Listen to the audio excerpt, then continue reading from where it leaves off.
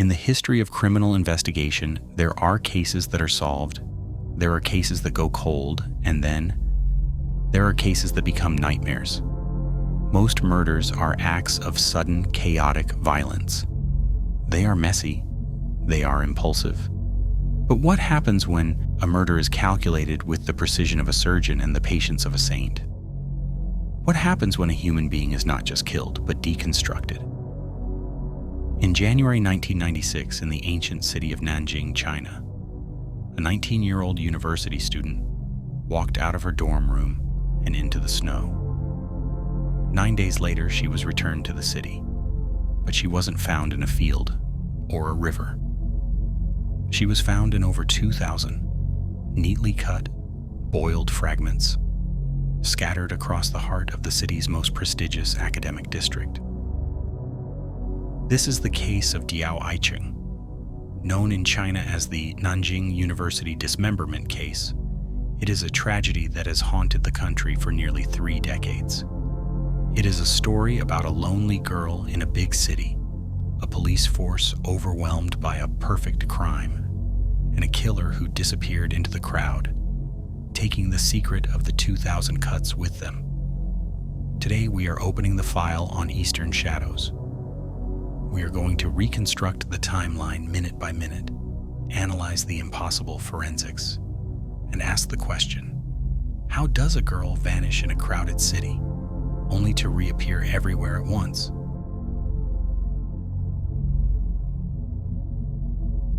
To understand the how, we must first understand the where. Nanjing, the southern capital. In 1996, this city was in a state of transition. It was poised between the old world and the new economic reforms. It was a city of dense, communal living.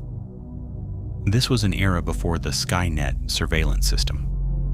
There were no CCTV cameras on every corner, no smartphones to track GPS locations. It was a time when a person could walk down an alleyway and simply step out of existence. At the center of the city sits Nanjing University, a hub of intellect and history. But our victim, Diao Aiqing, occupied a strange liminal space within these walls. She was a student of the adult education college.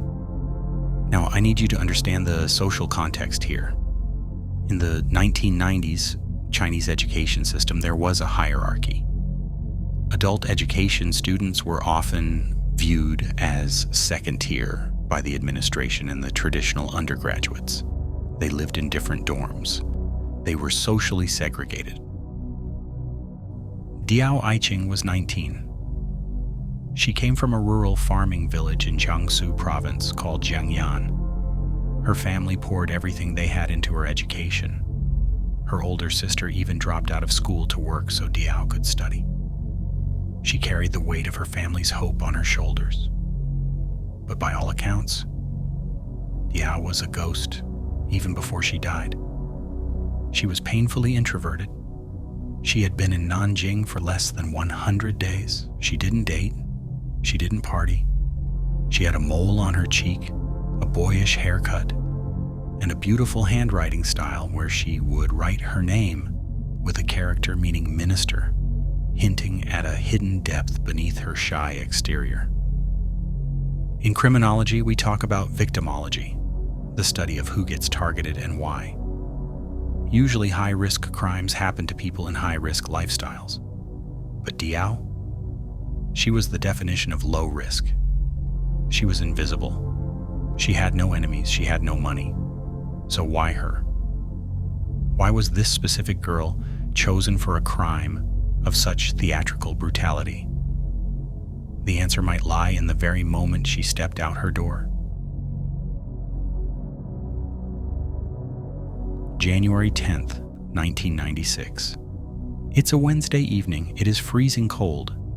Inside the dormitories of the Gulu campus, a small, mundane drama is unfolding. A drama that will end in death. Nanjing University operated under a strict policy of collective responsibility. If one student broke a rule, the whole room was punished. That afternoon, dormitory managers conducted a surprise inspection. They found an illegal electrical appliance, likely a hot plate, in Diao's room. Diao Aiqing hadn't used the hot plate, but when the fine was issued, it was issued to everyone. The injustice of it stung. There was tension in the room. An argument with the dormitory teacher. Diao needed to cool off. This is the most critical psychological moment in the timeline. Diao Aiqing decides to go for a walk. But, and this is vital, she tidies her bed first. She smooths out her quilt. Forensically, this tells us everything about her intent. She was not running away. She was not meeting a secret lover for a weekend getaway. She was just taking a break. She fully intended to come back and sleep in that bed that night. She puts on a red coat with a black lining. She steps out of the building.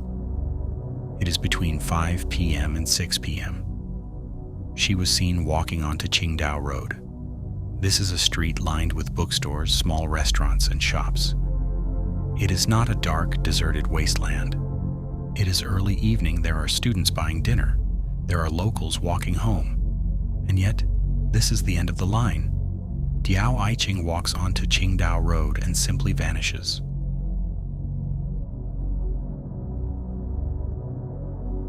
Here is where the tragedy compounds. When Diao didn't return that night, no alarms were raised. Because she was an adult education student, because of the lax administration of the time, the university did not notify her family. Her parents, back in their village, had no idea their daughter was missing. They weren't looking for her. The police weren't looking for her. For 9 days, Diao Aiqing was in the wind. We call this the silent interval. And during this interval, nature turned against the investigation. Nanjing was hit with a massive snowstorm. Snow is a villain in this story. It dampened the sound. It kept pedestrians indoors, clearing the streets for the killer. And it blanketed the city in white, covering any tracks, any struggle, any evidence. I want you to pause and think about these 9 days. If this was a simple robbery, homicide, the body would have been dumped quickly. But Diao wasn't found for over a week. This implies captivity. Or more horrifyingly, it implies that the process of disposing of her body took days to complete. The killer wasn't in a rush. They had a secure location, they had privacy, and they had time. January 19th, 1996. The snow begins to melt. On Huaqiao Road, just south of the university, a sanitation worker is sweeping the slush. She spots a black handbag sitting near a construction site. She opens it. Inside, she finds roughly 500 pieces of meat. They are sliced neatly, uniformly. Now you have to understand the economic context. Meat was valuable. The worker assumed this was pork or beef that someone had dropped, a windfall. She actually took the bag home. She took it to her kitchen. She began to wash the meat, preparing to cook it for her family. As she washed the slices, she found something that made her blood run cold. 3 human fingers, mixed in with the meat. The police were called, and as they fanned out across the city, the true scale of the nightmare was revealed. The meat wasn't just on Huaqiao Road. Bags were found in Dajianyan Lane, near the Xiaofan Bridge, near the Hankou Road Hospital, and most boldly, right at the main gate of Nanjing University and the sports stadium. Look at the map again. The killer didn't drive miles out of town to bury the evidence in the woods. They scattered the remains in a tight circle around the university. This was a message, or it was a necessity. It suggests the killer traveled on foot or by bicycle. They were walking the very same streets as the students, dropping these bags like trash.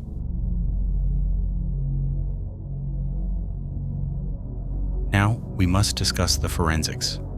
And I warn you, the details here are disturbing, but they are necessary to understand the profile of the monster we are hunting. This was not a frenzy of stabbing, this was a dismantling. The forensic report states that Diao Aiqing's body was segmented into over 2,000 distinct pieces. Do you know how much effort that takes? To cut a human body into 2,000 uniform, rectangular slices requires hours of intense physical labor. It requires a sharp blade. It requires anatomical knowledge to separate flesh from bone without shattering the skeleton. The cuts were described as very fine, professional. But the killer didn't stop at cutting. A significant portion of the remains, including the head and the internal organs, had been boiled. Boiling is a forensic countermeasure. It destroys DNA. It alters the texture of the flesh, making visual identification nearly impossible. It reduces volume. It masks the smell of decomposition. This detail, the boiling, tells us something crucial about the killer's environment. You cannot boil a body in a dormitory. You cannot do it in a house with thin walls and nosy neighbors. The smell would be overwhelming.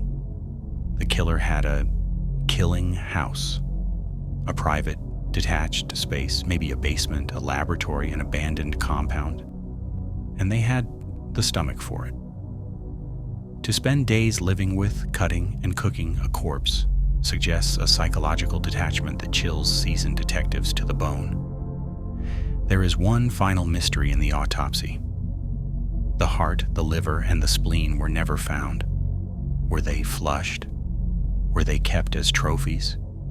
Or does this point to the darkest theory of all, that the organs were the point of the murder?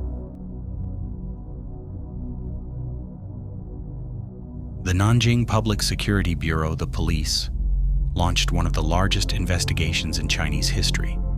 They called it a human wave. Lacking modern DNA technology, they used brute force. They entered the university, they checked the dorms. But then they went further. They went door to door in the surrounding neighborhoods. Officers physically entered the kitchens and bathrooms of residents. They opened cooking pots, they checked drains for blood. They inspected butcher knives in local markets. They were looking for a specific profile. A male, living alone, physically fit, skilled with a knife, likely a doctor, a medical student, or a butcher. They held suspects. They interrogated a medical student. They questioned writers, but nothing. The boiling had worked. There was no fingerprints, no DNA, no witnesses. The killer had effectively erased the crime while leaving the body in plain sight. The city fell into paranoia. The legend of the Red Coat Killer was born. For the rest of the winter of 1996, you could not find a woman in Nanjing wearing red. Students cut their hair short. The nightlife of the city died. Diao Aiqing was gone, but her shadow was everywhere.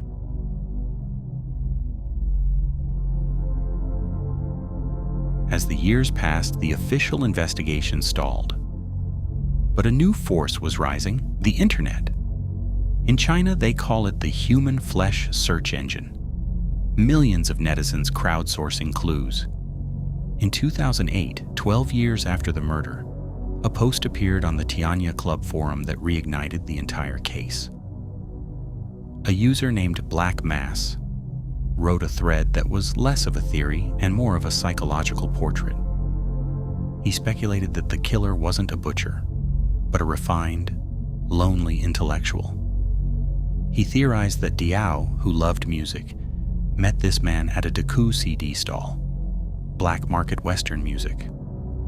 Black Mass wrote that the murder was a twisted artistic atonement, a way to keep her soul forever.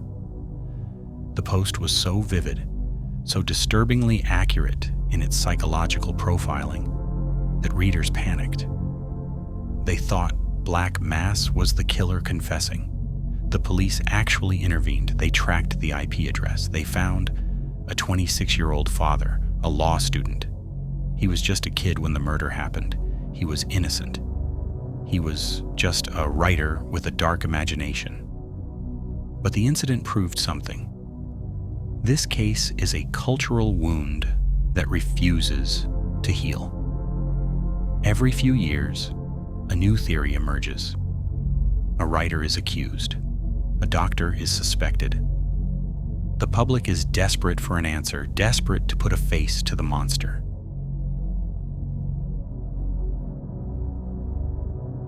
Fast forward to 2016, the 20th anniversary. In China, there is generally a 20-year statute of limitations on prosecution. The public was terrified that on January 20th, 2016, the killer would be legally free. But the Ministry of Public Security made a rare, definitive move. They stated that because the police did investigate in 1996 and the suspect evaded detection, the limitation does not apply. Legally, the hunt never ends. But open doesn't mean solved. In 2021, Diao Aiqing's sister filed a lawsuit against Nanjing University. She asked for 1.62 million RMB. But listen to her words. "This is not for the money. We want an apology. We want an explanation." They argued that the dormitory's unfair punishment put Diao on the street, that the school's failure to notify the family lost them 9 precious days. But just days later, the lawsuit was withdrawn. The family cited various reasons. It was a heartbreaking end to their quest for accountability. Today, Diao Aiqing's remains are still in police custody. The family has never been allowed to bury her. She is still evidence. Thank you for watching Eastern Shadows. For more investigations into the shadows of the East, please subscribe and like this video. This is LJ Easton. Be safe, and I will see you next time.